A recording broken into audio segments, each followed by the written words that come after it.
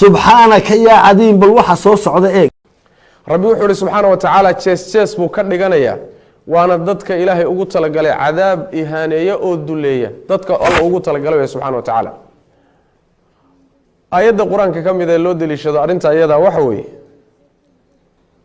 ayada rabbi yiri subhanahu wa ta'ala wa minan nasi man yashtari lahwa alhadith liyudilla an sabilillahi bighayri ilm wa yattakhidha huzwa ulaika lahum adhabun muhin dadka waxa kamida buu Allah yiri subhanahu wa ta'ala qaar gadanaya oo iibsanaya lahwa alhadith sheeka mideeda lagu daaho sheeka mideeda la isku mashquuliyo waqtiga la isku dhaafiyo ma weela ah waxa kuwa iibsanaya ayaa kamida buu Allah yiri subhanahu wa ta'ala muxuu iibsanaya iibsiga waxa laga wadaa bimaana uu dooranaya wuu bedel qaadanaya wixii kale uu dhaafsanaya iyadoo dooranaya muxuu saa u yeelayaa liyudilla an sabilillah waxa ka dhalanaysa markuu sida u qaato jidka ilaahay inuu kallumo dadkana kallubiyo liyudilla an sabilillah laamul aaqiba la yiraahdan culimadu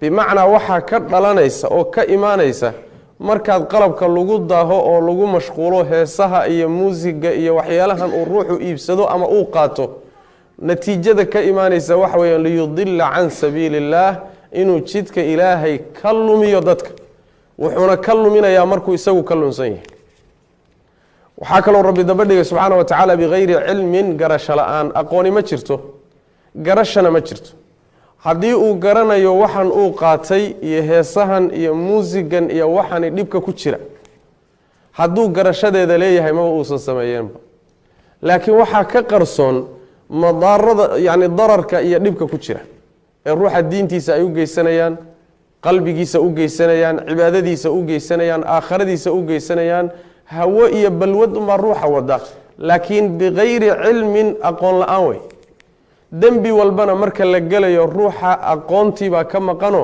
in dambigan iyo caaqibada iyo xumaanta ka dhalanaysa haduu marka ku baraarugsan yahay dambiga gali maayo laakiin qalbigiisa waxa laga saaraya baraarugsanaantaas ba qalbigiisa laga saaraya markaasuu dambiga galaya saas daraaddeed nabigu wuxuu sallallahu alayhi wasallam la yazni zani hina yazni wa huwa mu'min ka zinada galaya markuu zinaysanayo iimaankii waa laga qaaday midka waxadaya markuu waxadayo iimaankii waa laga qaaday midka waxboobaya markuu waxboobayo iimaankii waa laga qaaday wabitaali midkana garashadii iyo iimaankiiba waa ka maqan yahay markuu macaasida noocaas oo kala dabaalanay waxa laga qarinayaa dhibka ka dhalan kara iyo cidhib xumada ka iimaan karta macsiyadan iyo khaladkan baa laga qarinaya rabbi wuxuu subhanahu wa ta'ala jees buu ka dhiganaya waana dadka ilaahay ugu talagalay cadaab ihaneeyo oo duleeya dadka Allah ugu talagalay subhanahu wa ta'ala wayattakhidha huzwan lahu alhadith ka waxyaalahaas lagu daaho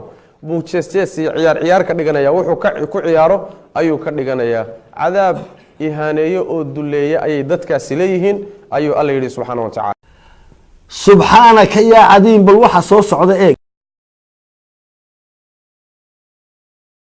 نبا هيسيه wuxuu leeyahay ma ogtahay curyaanka agalooma waayine caynka wax loo yiri kuwa cararaya ladan inay ku cibra qaataan waxa leeyahay mujrim waa fanaan mujrima hada kalimaadku ku hadlaya waa xaq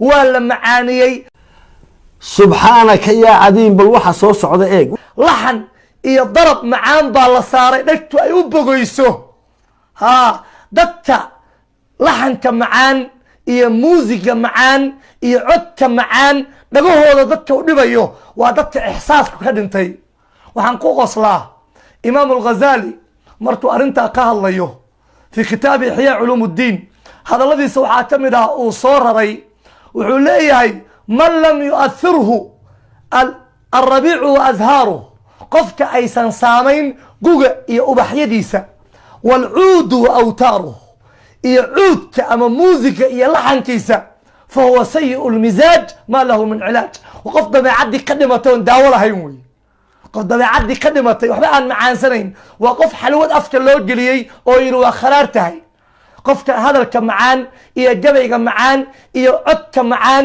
iyo muusiga macaan qofka ay dhibayso waxaa laga yaabaa qofkaas inuu dhegaysto muxaadaro. maxay odhanaysaa muxaadaradaas? muxaadaradaas waxay leedahay muslimiinta laaya, kuwa dowladda la shaqeeya laaya, ninkii niis qarxiya 72 xuur caynuu leeyahay. muxaadarada kadibka oo beenta ah wuxuu u yaqaana macruuf. ninkaas ama gabadhaas jacaylka ka subxaanaka yaa cadiim bal waxa soo socday sheekeynaysa ama wadaniyada ka sheekeynaysa, ha allaaweyn ku heesaysa, ha allaaweyn ninkii aamina awood leh ku hees. munkar buu u yaqaanaa. damiirku markuu kaa dhinto, ha nin baa waxaa la weydiiyey ma huwa alkhudlaan, tawfiiq xumadu maxay tahay? wuxuu yihi tawfiiq xumadu waxa weeye an yastaxsina alinsaanu alqabiix wayastaqbix alxasan. qofku inuu waxa fiicanna la xumaadaan, waxa xunna la fiicnaadaan. wadaadkaa muxaadaraynaya oo nacaybka sheegaya oo isqarxinta sheegaya oo xumaanta ka hadlaya oo nebigiiba injirla ku muxaadaraynaya oo nebigiiba qoshoqobku ku muxaadaraynaya, qofka la macaan tahay. gabadhaa jacaylka ka sheekaynaysa iyo middaa wadaniyada qaadaysa iyo laxankaas macaana uu la foolxun yahay, qof damiirkiisi dhintay wey. qof dhintay wax aad u qaban karta male. ilaahay subxaanahu watacaala baa damaa'irteeda subxaanaka yaa waxay ku tartameen alalwaan, midab. insaanku dabeecada waa ka qurux badnaan waaye. waxay ku tartameen annucuuma, jilicsanaan wuu ka qurux badnaan waaye. insaanku meeshuu dabeecada kaga sareeyo waxa weeye alanqaam waalaswaat alxasana. sababto ah dabeecadu waxaa ka soo baxa ama shimbiraha ama geedaha ama khariirulmiyaah, biyaha shalaalaadka ka daadanaya, cod go-an baa ka soo baxa oo hal nooc ah. bini aadamku wuxuu samaystay cod macaan oo intaasoo nooca oo nabi ammaanka lagu qaado oo khayrka lagu qaado oo yani waxa weeye intaajka lagu ziyaadiyo oo dagaalka lagu galo. waxaa cajiib ah, waxaa cajiib ah. hadda kahor ba waxay soo martay qiso aan jeclahay inaad aad ila dhegaysataan oo aan raba inaad kusoo gunaanado. madariso ayaan macallinka ahaa. madarisadaas maalin walba waxaa la qaadaa nashiido carabiya.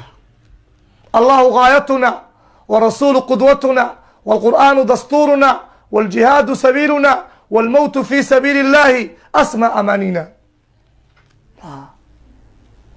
qasiidadii baan soomaaliyeeyey. carabi bay ahayd, waxna kama jarin, waxna kama darin. danta aynu leenahay waa daa'ima ilaahay, dariiqii rasuulkuna dawgeena weeyaan, duruustii qur-aankuna dastuurkeena weeyaan, dirirta iyo jihaadkana waa u diyaar garownaa, diinta u dhimanana waanu door bidaynaa. u fiirso, allahu gaayatuna, danta aynu leenahay waa daa'ima ilaahay. ereyba erey buu leeyahay. ardadaa marka qaada maxay qaadaan? allahu gaayatuna warasuulu qudwatuna wاlqur'aanu dastuuruna wاljihaadu sabiiluna wاlmowtu fi sabiili اllahi asma amanina. haasay u qaadaan. ardadii baan soo xafidsiiyey, daabuurkii bay yimaadeen, waxay bilaabeen ayadoo soomaaliya inay qaadaan. danta aynu leenahay waa daa'imow ilaah, dariiqii rasuulkuna dawgeena weey, daruustii qur-aankuna dastuurkeena weey, dirirtiiyo jihaadkana wow diyaar garowna, diintoon u dhimanana waanu doorbidayna. maxaa dhacay? wax alla wixii wadaad joogay baa soo kacay. war waa maxay munkarka? waa maxay heesta baadilka meesha ka yeeraysa?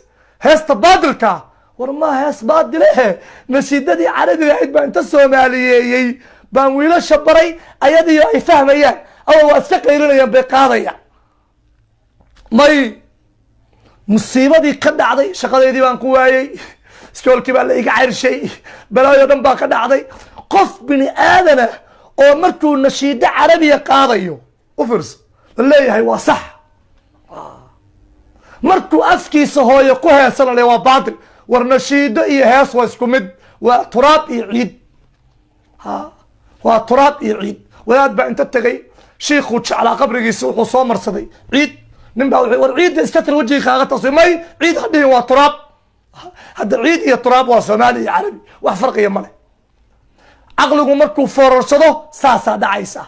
islaamku fanka ma xaaraantinimayn heesta lagu heesayaa hadday hees qaldan tahay oo fuxsha tilmaamaysa waxay la mid tahay muxaadarada nacaybka iyo dilka tilmaamaysa labaduba waa xaaraan heesta jacaylka iyo nabadda iyo wadaniyadda iyo muxaadarada jacaylka iyo midnimada iyo walaaltinimada labaduba waa xalaal waxaa kala soocaya waxa la garaacayana maaha waxa lagu qurxiyeyna maaha naqamka iyo laxanka la saarina maaha waxa kala saaraya xalaasha iyo xaraamta waa xumaanta iyo samaanta ciddii daliil u haysa oo kitaabka alle iyo sunnaha nabiga ka haysa faltaata la timaado jawaabteedaanu siinaynaa annagu waxaan leenahay hadalka qurxoon heesta qurxoon muxaadarada qurxoon gabayga qurxoon oo ummadda midaynaya kulligood waa sax marka durbaan iyo muusig lagu macaaniyana waa macaankii oo sii bato waxba lama hadlayn